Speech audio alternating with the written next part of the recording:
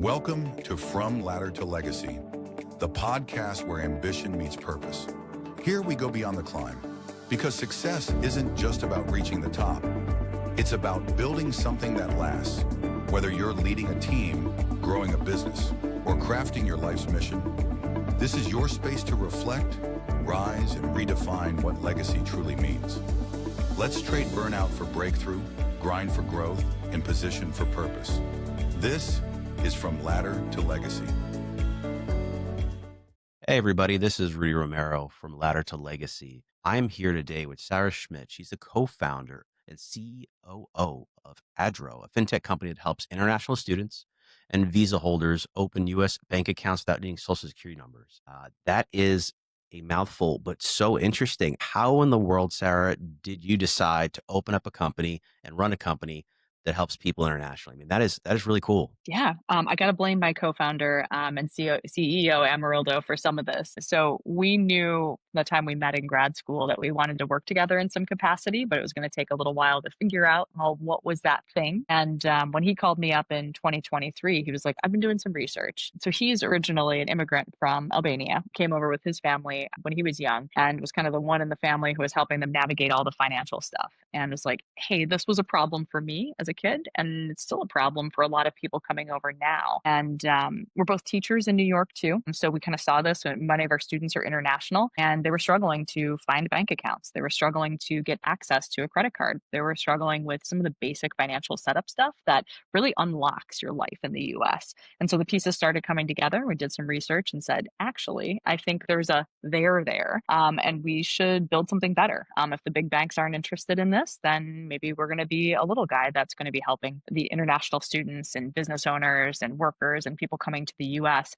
get set up a little bit faster, easier, cheaper. So I guess why is that such an issue for the bigger banks? I mean, I didn't even Yeah. know that was a problem until I heard it's a problem. And that's an amazing thing to hear because I mean, I've been around the world for a couple of years, but I didn't know it was such a difficult thing to do here in the US for these international students and business owners. Why? Yeah. Most banks will require you to sit down, do an interview in person, and go through a lot of different documentation and paperwork to get their account set up. So when you arrive, it's one of those things that you pretty much need immediately in order to get housing or a cell phone or utilities. Often there's a credit check or there's going to be questions about how you're going to pay for that. But to get that bank account, you also need some of that documentation. So it's really a catch-22 situation, and it takes a lot of time. It's just a frustrating process. So it's something that I think people will, if you're talking to someone who came from overseas and they're coming to the US, typically if you ask them like, how hard was it to get a bank account or get a credit card? Many times they'll have a story like, oh my gosh, it was such a pain. I had to go to 2 different banks. I had to do this. I forgot a piece of paper. And then I had to spend another half day doing this. It's one of those things that once you do it and you're through it, you're fine. But getting through it or getting to that point is really frustrating. And it shouldn't be that way. So it's not like a relative regulatory issue per se. It's more of how the banks have set up their systems to put in place to make it. Yeah. Yeah. And it's a little bit of an information asymmetry problem too. So there are a lot of larger financial institutions that will treat this type of customer as someone who's riskier or maybe just a subprime customer too, because they don't have as much data. So it takes them more time to kind of work through that application and decide, is this a customer that we want to onboard? And many times they say, it's not worth it. It's not enough money, or I think this is risky. And that's not really accurate or fair. So the other piece of it too is that you can't get the account before you get here, which is something we also wanted to fix and something that we address. How did you guys, I mean, how did this, so you said your co-founder, your CEO had to deal with this personally. So then Yeah. how did you get into this? You just wanted to do work with him in some way, or how did you Yeah, get your feet? that's a piece of it. I think that's so important with any startup story is you've got to trust your team, and you have to, it's often about finding the relationships and finding your team first, and then investigating and exploring a problem space together, and figuring out, okay, what are the things that are the real needs? What are we good at? It's that Venn diagram of like, I'm good at this. This is an actual need, and there's a market need here. And this is something that we can actually work on. Certainly, I have always had a lot of international student friends in school and throughout grad school. So saw that pain point point as well, even though I hadn't personally experienced it, and got more interested in it as we started talking to customers and as I started talking more to my students and other people who really felt this pain. I was like, okay, this is real. This is something that is worth solving and that's big enough to solve too. So how do you guys start? What is the way that these international students or these people that can, how do they get started in your process versus, a normal big bank, City, Chase, whatever, insert, whichever bank? Yeah. So one of the things we want to solve for is don't want to see people having to come over and then spend half a day doing interviews or walking around trying to find a financial institution that's going to accept them. So what we do is we allow accounts to be opened and originated from overseas. So when you're in your home country, you can start the account application process, get approved, and actually pre-fund the account. So put money in that account from your bank in your home country. Then when you land in the US, you're able to activate the cards right away. So the plane lands and if you've got Wi-Fi, you activate those cards so that you can get a snack in the airport. You can get out of the airport, which is a big deal in a lot of places. Like if your cards from home don't work, you're kind of stuck unless you've got a family member or a friend who's going to pick you up and help you navigate. But if you're doing that alone, you're going to need some kind of functional payment system. And often you're going to need something that connects to a lot of these mobile and online and app-based systems. So in order to use Uber and Lyft, in order to download apps from the App Store, there's a need to have like a like a functional US credit or debit card. So that's what we wanted to enable was like just seamless ability to pay for stuff as soon as you landed here. It's just amazing to me to think that now, I'm sorry, let me ask you this first. How long have you guys been around first? Let me ask Yeah, that. a little over 2 years now. So we've been in the market since early 2023, and things have been growing. And we've kind of been expanding and figuring out where else we can put these services to use. Yeah, That blows my mind. We'll just call the last 200 years that people have been trying to come here and make a life for themselves, start something better in this country that's supposed to put them first, put them forward, right? I mean, we're both from New York, Ellis Island. I mean, this is the whole point. You should be able to come here and do that and obtain these things. So it's amazing to me to think that that has not been the case and you guys are doing something. How's it going so far? I mean, let's ask that question. I mean, obviously yeah.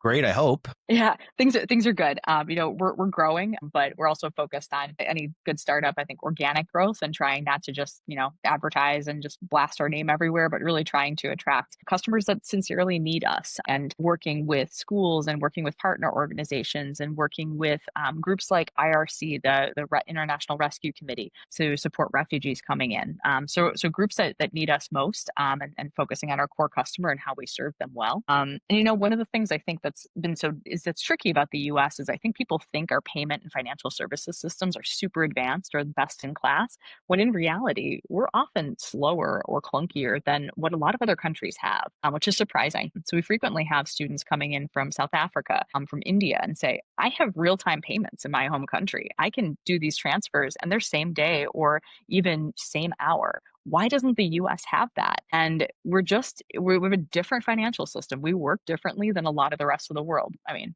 no surprise. We don't use the metric system either. So I guess why? What's the thought process behind US? I mean, maybe you have the magic words or the magic bullet to tell me, but I can't imagine like why would they put all these? I mean, I'm sure there's some safeguards in place, right? Some of it makes a little bit of sense. I can understand. But I mean, for a country that, supposed to be taking in, people, why? Why is it so difficult? Yeah, some of it is our unique regulatory pressures. Certainly, we have some stringent regulations around how money can move and how it gets held when it's coming in and out of the country. So it's a piece of the puzzle. But I also think it's just the way that our banking structures have been set up in a big way. So it's difficult to kind of disrupt that when you have a lot of big banks that control a lot of these processes and they don't necessarily want to give up some of that revenue. Like any startup, we have to work with the systems that we have, figure out which things that we can influence. Anyone who comes in saying, I'm going to disrupt the way we do like credit scoring in the US, it's kind of naive because these things are very entrenched systems. And so it takes a long time to really innovate in certain areas and certain places. And then there's other areas where you can kind of work at the periphery and say, hey, look, there's a need here. We should be faster. We should do this better, with the hope of kind of making that change over the long term. So that, I mean, that makes perfect sense, but it just amazes me that it does take so much time to move the ball. I mean, I worked in the government for a couple of years and I totally understand. I mean, the red tape, the things that are required to move the ball forward can be monumental, but it just makes sense to me. Like just what you're saying just makes perfect sense. It just amazes me that other people haven't thought that. So how has the startup been for you guys? I mean, two years or so, how are things going? What are the challenges? What are some of the things you've been facing that, made things hard for you guys? And what are some things that, were easier than you thought? Yeah. I mean, one of the big headwinds, of course, now is a lot of the political changes around visas and international students and how we may support those students kind of in coming in and in the future. So, as you may know, the student visas, and the application and interview process was put on pause for about 3.5 weeks in late May, early June, which really impacted a lot of students' ability to get approved to come to the US to study and maybe impacting their decision to study here in the future, too. So, we don't know what the impact of some of that is going to be long term yet. But it's certainly something we've been thinking about and saying, we want this is still an audience and a population we're really committed to serving, but will it be as large in the future? Will students still want to study here, or will they be looking at other countries? So I think that's always the biggest challenge if you're a fintech or an ed tech or someone serving a community that is reliant on different government sponsorship or any regulatory in any regulated space, and there's going to be some government changes or volatility there, you're kind of at the mercy of those forces. And so that I think is one of the biggest headwinds that we're going to see. And that's why it's important, I think, for us to diversify a little bit, have different business offerings, and be able to support businesses who want to get established here or other types of customers so that no matter what happens, we're well positioned and we can support a robust customer base. Yeah, and that makes perfect sense. I mean, diversifying is a number one way for business to stay afloat, of course. Right. And obviously, you said the geopolitical landscape has changed in the last few years. It's forever Yeah. changing. It is what it Yep. is, and immigration's forever changing. But it just seems like something that it should just be a staple for people to be able to come. It just sounds so simple that at the same time just blows my mind that it's not to some people apparently.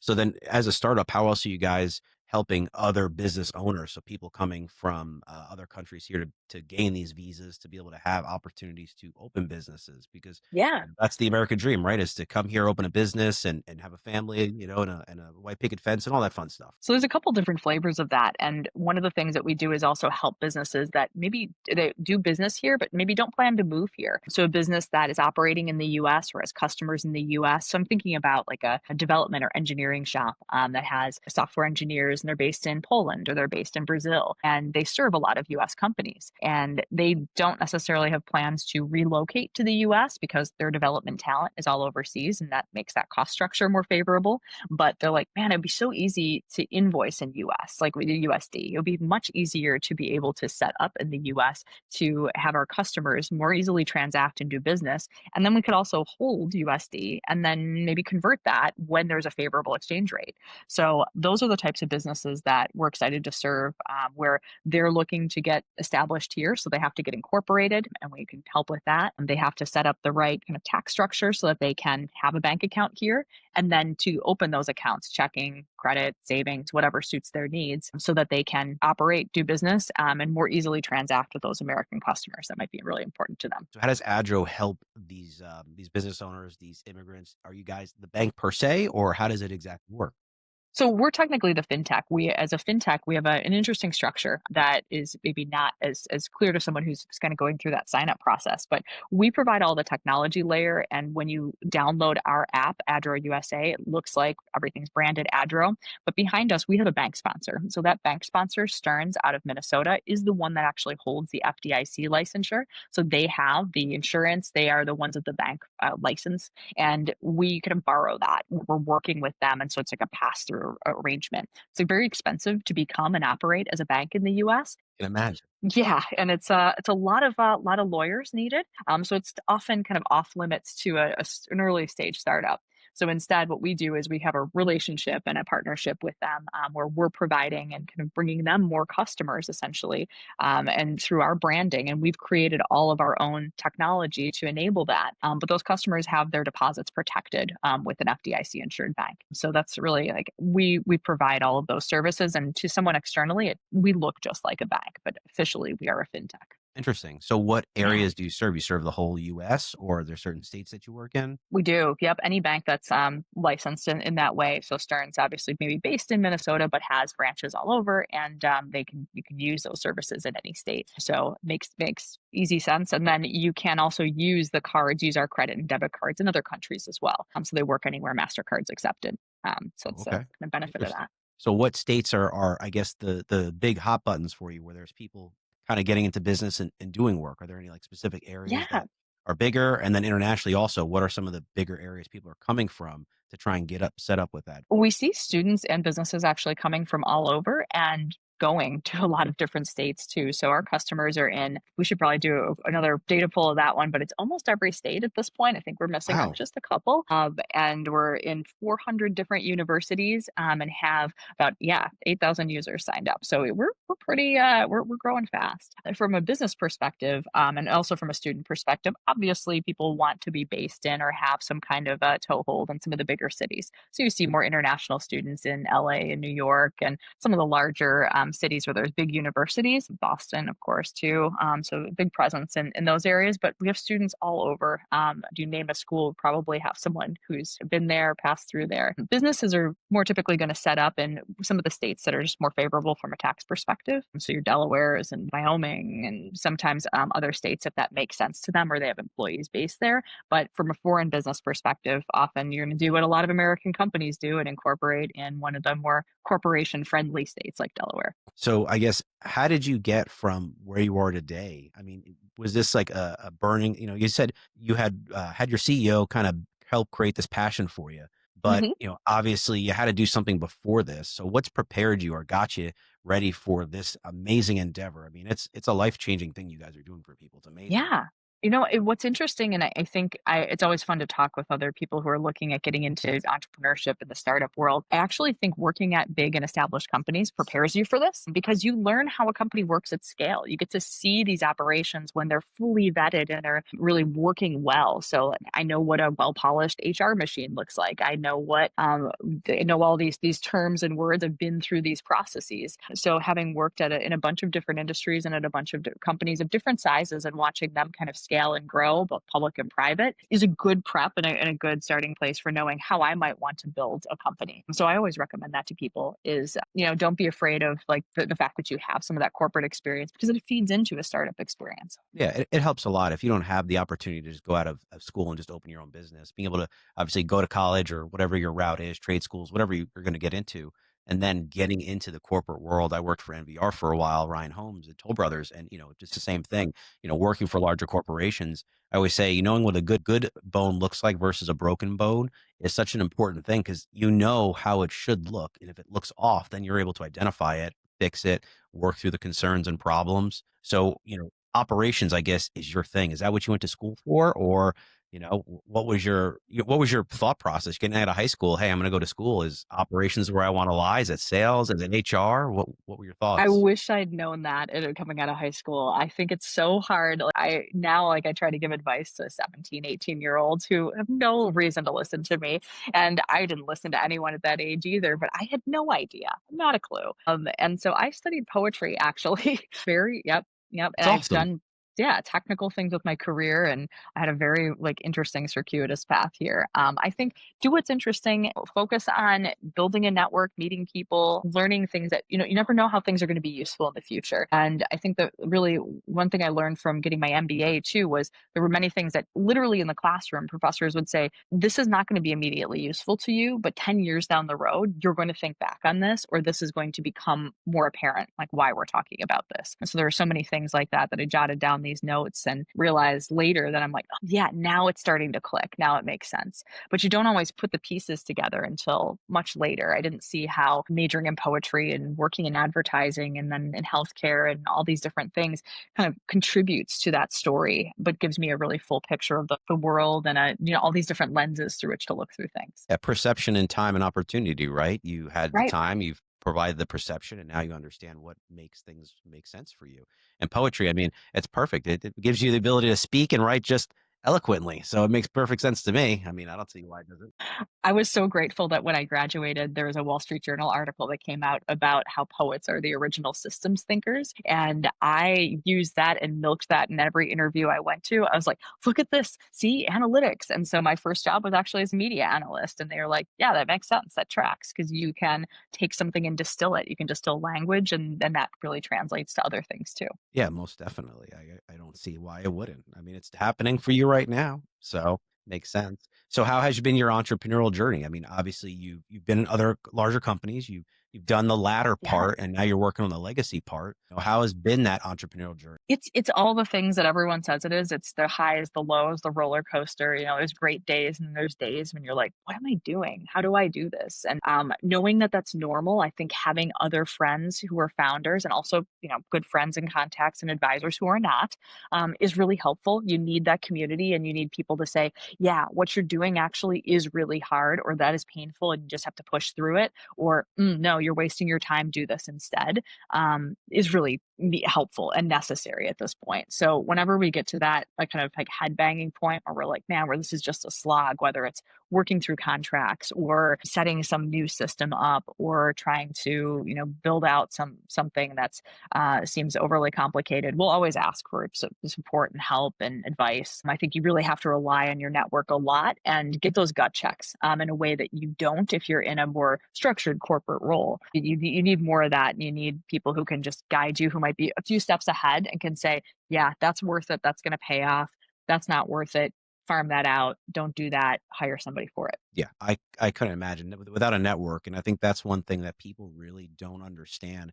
Part of college, part of the experience is learning to meet That's people right. and learning how to deal with other people, whether it be personalities, front, letter, left, middle, center, whatever it is. You really get to figure out who you are so that you understand who you need to put yourself around, and managing that network is such an important part of it.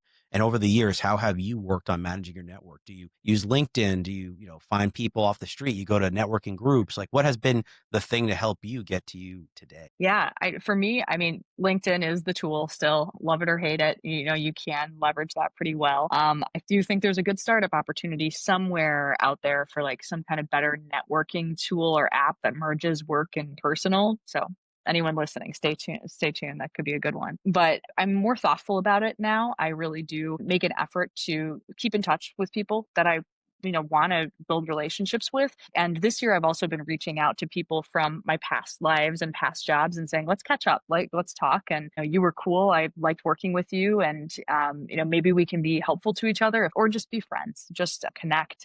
It's so important, I think, especially as you get older and you move through different phases of your career, and been a lot of layoffs now. It's a tough time. And so I want to be there to help support some of those friends and former coworkers who are going through those times. All of that is important. And I think it's valuable to just take those moments to really evaluate who and where you're spending your time with and for. And if that doesn't make sense or it's not making you happy, make adjustments. Figure out who you need to add to your network to feel better supported in the areas where you need it, and figure out who you need to reach out to and strengthen those relationships because you feel like you're missing something there or you've lost something. Would that be like a giving mentality? Is that something that you prescribe to? Where it's, hey, you have to give to get. And part of it is, giving up some information and helping people through that process, reaching back out to people, like you just said, taking the time. I mean, Yes. I can imagine you probably have 10, 20,000 people in your cell phone that you could reach out to, right? All day. Cause these magical machines that we can just press buttons on can reach out to these magical places and all over the world. I mean, how do you handle figuring out what the best way to do that? Is it just Yeah. something you've learned over time? Is it like a sense of something? What do you typically use? What's the mantra you Ooh, I like that question. For me, it's what I've been sort of doing in the past 6 months, at least a lot more specifically, is when I think of somebody, if I see something that sparks a memory of them, I reach out to them immediately on whatever channel I last connected with them on, whether that's social media or a text or an email, and say, hey, I saw this today or I thought of you, love to catch up, something like that. And to me, that's, a lot of this is like in our ADHD culture. I think that is, a good thing to do. Do it now, or else you're going to forget it or lose it. And I don't necessarily expect a response, but it's always delightful to get one.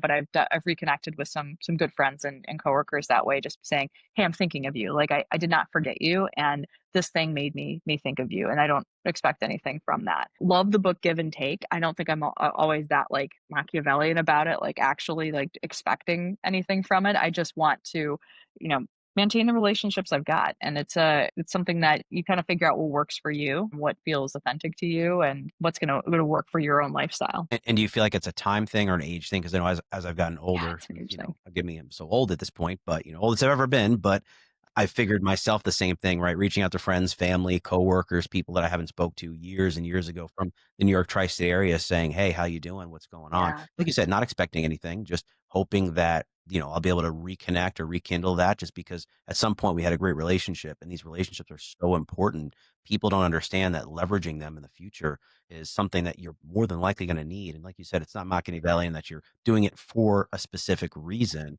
but doing it is the part, right? That's the give so that you can get back at some point in the future, whether it Right. be smile, whether it be hanging out together, whether it be some type of business relationship that to create. I mean, it's an amazing thing to think. So I think it was turning 40 really that kind of did that for me. So it is a different mindset than 30 or 20. You start to realize you have friends now who are starting to get sick, or I've had friends now in the past year. It's tough to say it, but near death experience, cancer, these types of things start coming up, and you realize that we're fragile. These networks and our people in your life, like they're not going to be around forever. And when you think of something and when you want to build that relationship, do it now because you don't know when that last time is going to be. You start to have those early moments of that, and it matters. Like everyone likes being thought of, and you never know.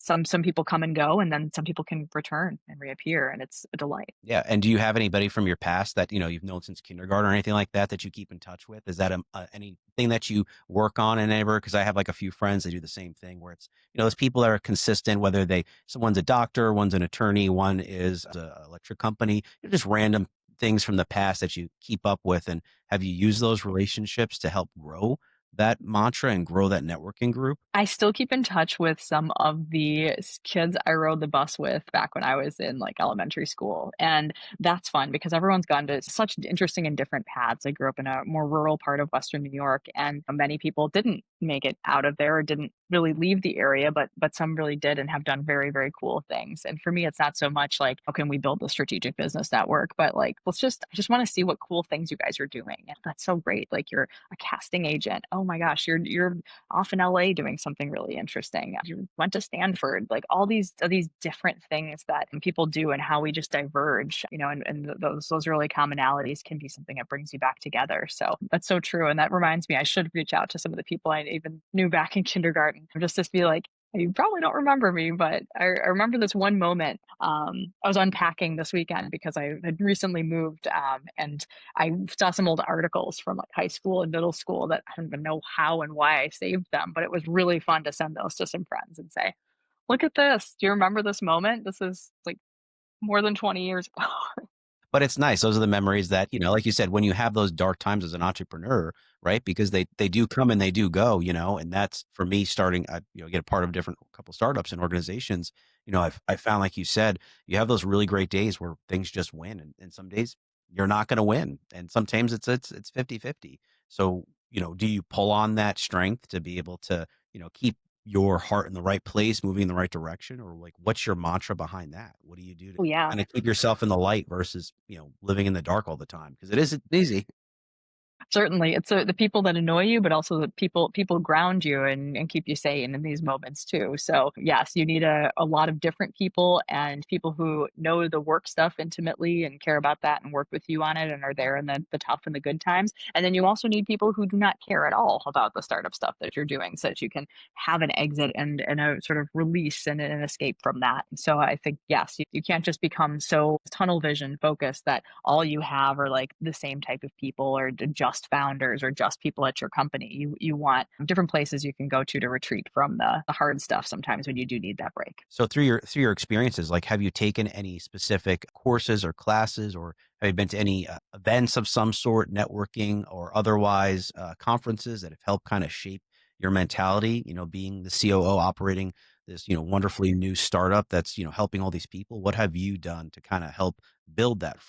That's another really good question. I don't think there's any magical, like some people have a great little like networks or communities that work really well for them. COOs are a little bit of a different breed since we are jack of all trades types. So often we're kind of cobbling that together across a variety of different communities or events or conferences and organizations. So there's definitely been, I mean, certainly the Forte Leadership Conference, which supports women going to business focused careers and MBA programs, was a great one.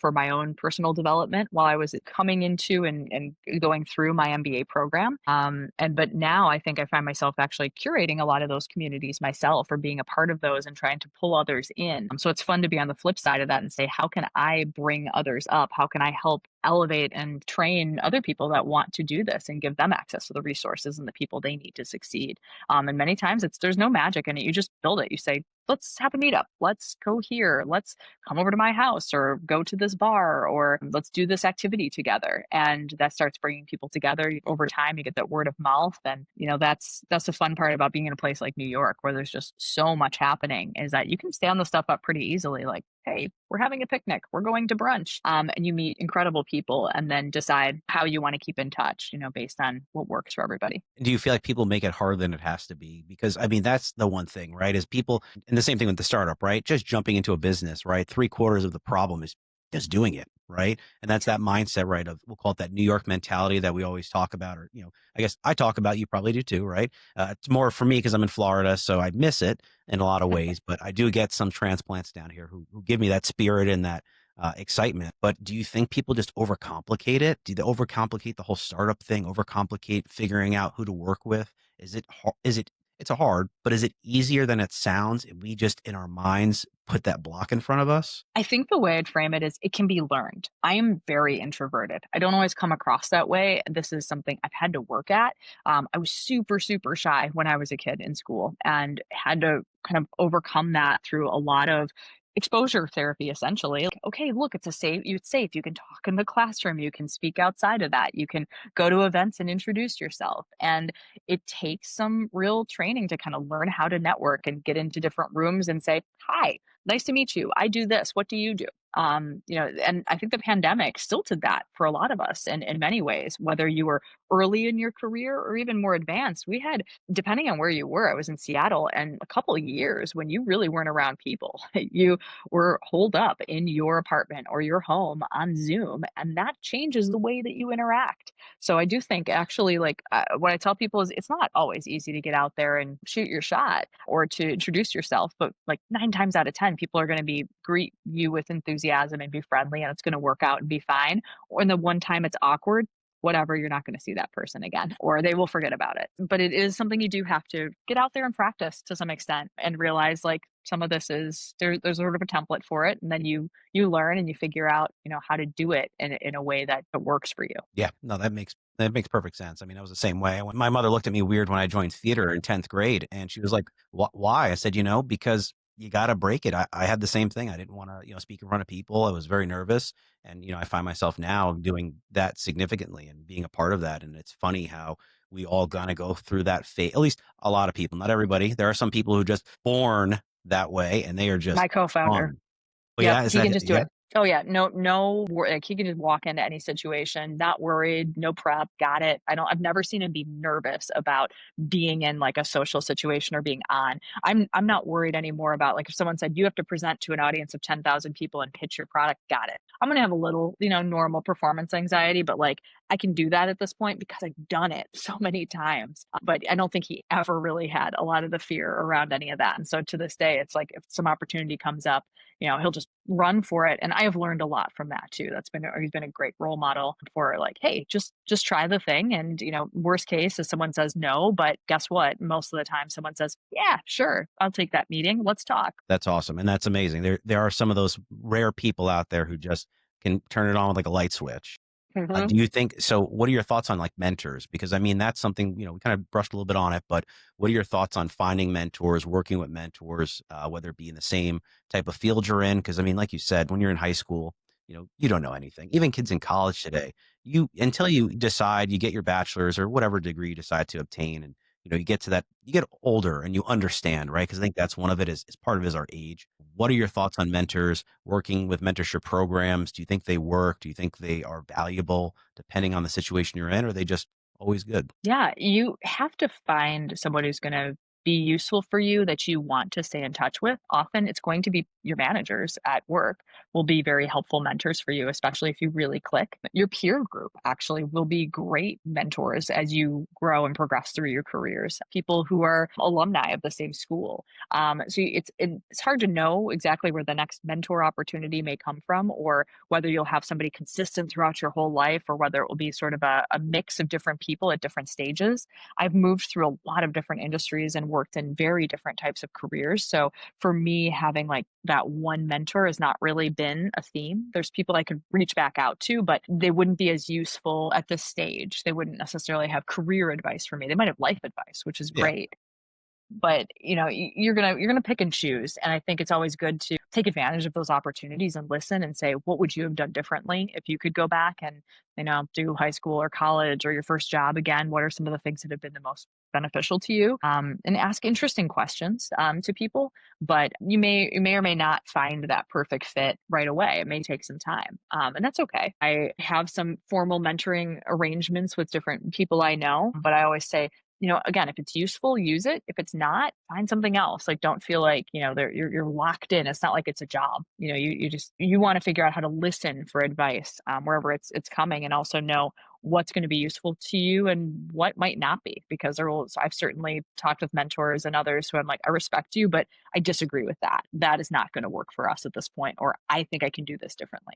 Healthy Um, pushback, yeah, which yeah, makes sense. You need to be able to say yes and no, right? It's your life, you yep, need to live it, right? So you just gotta figure out what right. works for that life that you're building. And I think one of the hard things people find, like you just said, is like finding that mentor forever. The mentors come and go in all different shapes and sizes. Doesn't mean they leave you forever, right? They just are part of your life in some way.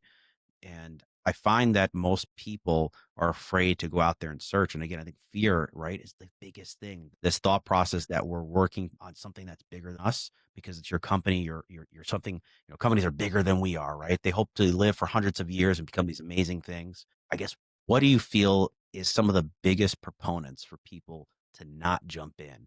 Like, what do you think they look at and they see this big world, right? I have to get an LLC or a corporation, or I have to figure out what to build. Should I figure out what I want to build first? Where does that entrepreneurial mindset start other than, hey, I know I want to do something, want to open up something that's going to help people? Where is the conversion to, hey, actually jumping into it and finding out how to start that thing? Where do you think that is? I think there's a few things that hold people back, and some of them are quite legitimate. One of them is, knowing if the idea is good enough. And we have this sort of myth in the US, I think, that there's an entrepreneur, they're a solo person who comes up with a brilliant idea, and they happen to have all the resources to be able to do this. And so it's like a single person that will do it all on their own.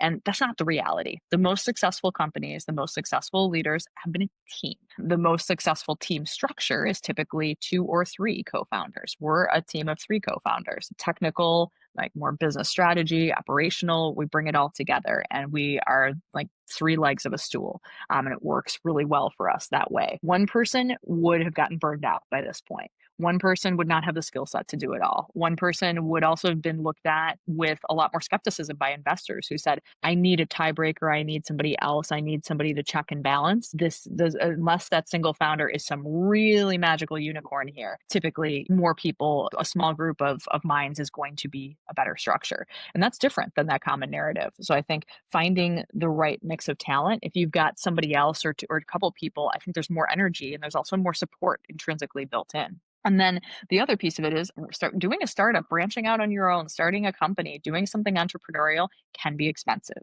You are going to probably leave stable employment and you want to go all in on this idea. And that means you need to be financially ready for that. Or you need to have, if you're a student or you're young and have nothing to lose and you've got some parental fallback or, a place to kind of structure that and do that work, then that makes sense. But often in our 30s and early 40s, if you have families, if you have kids, makes it harder to do that. Like, you don't necessarily want to take those risks because you have a lot more financial pressure. So I think that's a legitimate reason why some people don't get started.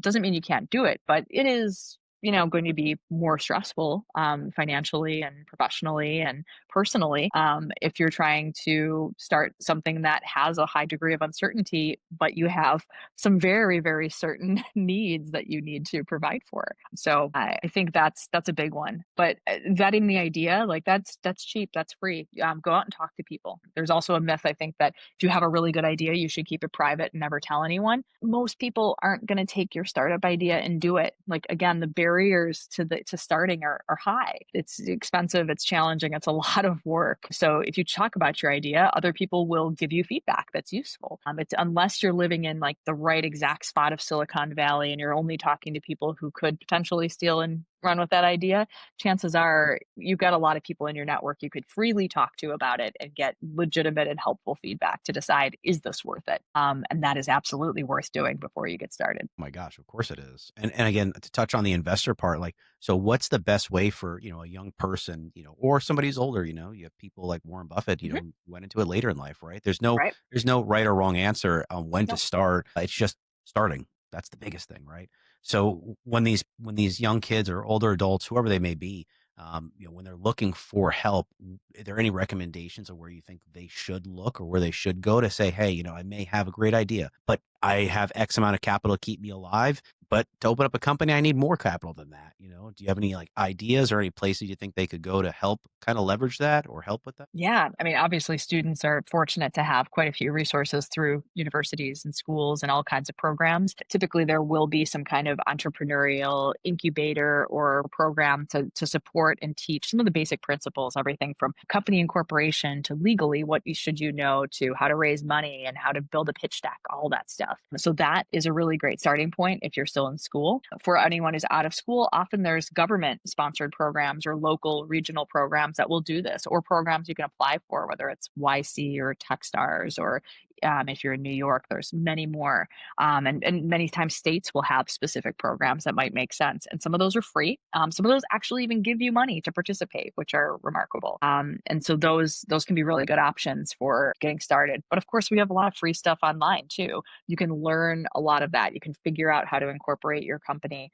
Um, through Google, honestly, and figure out AI how. now, I mean, gosh, Yeah, yeah, and it's not like, it's not perfect, but it gets you 80% of the way there for free. That's a great start. Of course, you can read books. There are many, many books on entrepreneurship that are great, but sometimes it's just finding your network of people, and most communities, most towns and cities are going to have some kind of a bonding group or some sort of network for entrepreneurs and small business owners. A lot of chambers of commerce will run free programs that you can take advantage of. So the information's out there. I think it's just a matter of like going and seeking it out when you're ready, and then starting to find your people on Reddit, on whatever social media site you like to use, and suddenly you'll be like, oh, cool, like this is my community. This is where I can go for advice and solutions. it's awesome. So what's next for Sarah, for Adro? What does the future look like? Yeah, I mean, we're obviously hoping for a lot more growth. We're gonna see what happens from the international student landscape. I hope that the U.S. continues to be a strong destination for students coming in. I hope that this is still possible for them to come here and study here and build lives here. But that's going to be dependent on a lot of government decisions. And then from a business perspective, we are looking for more businesses to onboard. Very excited to kind of see what businesses find our services most useful, and what businesses are most excited to incorporate in the US and open accounts here. So that's kind of going to be my focus for at least the summer. And then with a startup, you never necessarily don't have a 5-year plan. There's always the 5-year hope that like everything takes off like a rocket ship. 5-day plan. Yeah, but yeah, it's pretty much 5-hour plan, 5-day plan. Like we have the distant goals that we're always chasing. Things change and things are very dynamic. So you kind of lock in for like a quarter at a time is what I found. So I do like a quarterly goal setting process, and that seems to be the right cadence and the right amount of time that we can kind of see into the future. But that's good because I think a lot of people don't hear that. They hear like you're supposed to have this, 1 year, 3, a 5, and a 10, and you're supposed to already know where your company is going to go. And that's just not the case, right? Again, these are all these misconceptions that I think unfortunately drive people away from Yeah, doing this, right? It drive yeah, them out of the segment, the opportunity to jump into such fun things like yeah, owning a business and starting one because it yeah. is fun and exhilarating in so many different ways. True. And it can be really high reward, high risk, but the payoff can be really big. And of course, you feel like you're helping people. There's less red tape. When I worked at companies like Amazon, there's a lot more structure and a lot more review that has to happen before you can build a product feature and get that out to customers. So it may take months or even longer before a thing you worked on sees the light of day. And with a startup, it's like you can build something and provided it works, just get it out into customers' hands immediately. And that is a real shift. It's an exciting thing to be able to do. So what, you say work for Amazon, I think at some point, maybe Yeah. Uber at some point as well, a Mhm. couple other companies. Is there any like, My Yeah, my co-founder worked for Uber. I worked or for Yeah, so we have a lot of the big tech companies in our stable here. so Yeah. what do you think, what from Amazon did you learn that you think helped kind of put you in a position today to be more successful than you were however many years ago it was when you were? Yeah, I think both Amazon and Epic were companies that really taught culture in a very specific and effective way. So many companies, they'll say they have culture or leadership tenets, or they have principles of that they follow, but Epic and Amazon like really entrench that to a point where they kind of get this connotation of being cultish. But that's part of having a very unified company culture that no matter what office you go to, no matter who you talk to at the company, it is very consistent. They all understand what the company is there to do and what is most important. And I liked that both of the companies really were customer first, customer centric, customer focused, customer obsessed, using different language, but for the same concept, which is your customers are the most important. If they don't like your product, if they don't need your product, if they're not using your product, doesn't matter what you're doing. That's really the first piece of that puzzle. You have to provide something useful that works for real people. And then everything else kind of follows from that. And then how do you keep those customers? How do you keep them happy? How do you keep them safe? How do you protect their data or them? So that I think I've taken away as we've built Adro and grown is, make sure that we always have that customer focus and figure out things that people genuinely need and want. And a lot of it will follow from that. And of course, to treat people and your employees well, to have a team that appreciates having fun too. That was also another big thing at those companies. And I think that's important. Many companies don't explicitly call it out, but Epic's motto was always do good, have fun, make money. And Very Amazon's simple. was very similar. It was like, let's do useful things. Let's be productive and efficient here, but let's also have some fun along the way. And if we're not having fun, this isn't really worth it anymore. We've got to change something. If this is a miserable slog, we're not going to want to do it. That's 100% for sure. And do you think that culture is the unsung hero in some of these companies, especially in a startup environment when you're building, in such a stressful situation? Is that kind of the thing that helps you move forward, helps the team be successful? Well, yeah, if you're working on something like late at night or on a weekend, and there's got to be some enjoyment from that. We're still joking around with each other. We're still, all in it together. And you don't do that if it's not fun. You don't do that if there's not anything kind of keeping you together or uniting you. So yeah, absolutely. I don't know if it's so much a secret weapon. It's, but it is a hard thing to know how to build. It's not just, you can't just say we're a fun company. You have to do it. You have to practice it. It's an everyday thing. Like we're constantly like, we have a kind of jokey nature in our meetings and the way that we all communicate. Like it's just, and we have a very active kind of Slack channel with a lot of all the fun Slack emojis. Like everything needs to be imbued with those elements for it to be true and real. Yeah. Well, if you're not practicing what you preach, then, why are you preaching it, right? At the end of the day, especially again, in an environment where you said been around for 2 years, 2 years is a long time. And also it's not a long time in the business world. It's Yeah. Feels longer, but yeah, in reality, when you feels like look at 20 years, I'm companies, sure. yeah. So, Sarah, I always like to ask people who come on the show one really, really important question. It's a real hard charger. Like, oh my gosh, you're never going to be able to answer it. It's so hard. If you could meet somebody, anybody in the world, either dead or alive, doesn't matter.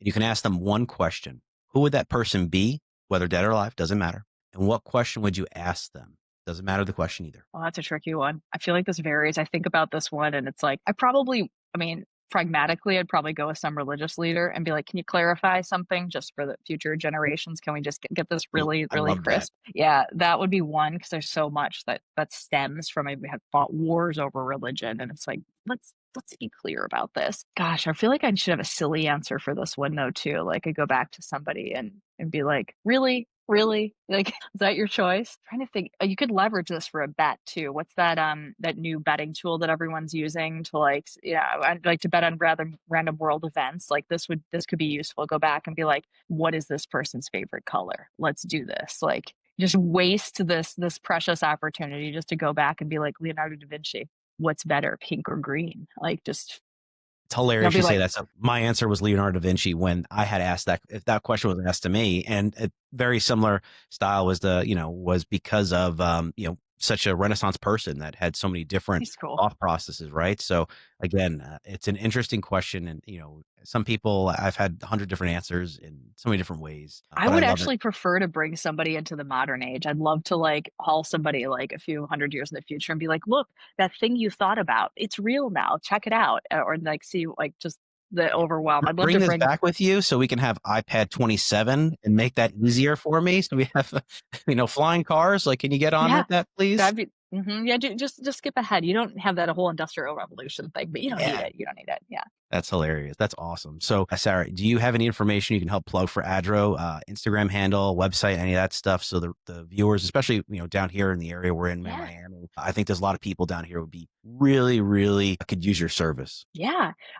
We hang out mainly, of course, on the internet. Joinadro.com is our website. We're on LinkedIn. We are, we're businessy. We're old school. So we're Adro on LinkedIn. We are on Instagram. We're not huge Instagram animals, just like any financial service provider. You probably don't like follow Chase and Wells Fargo on social media either.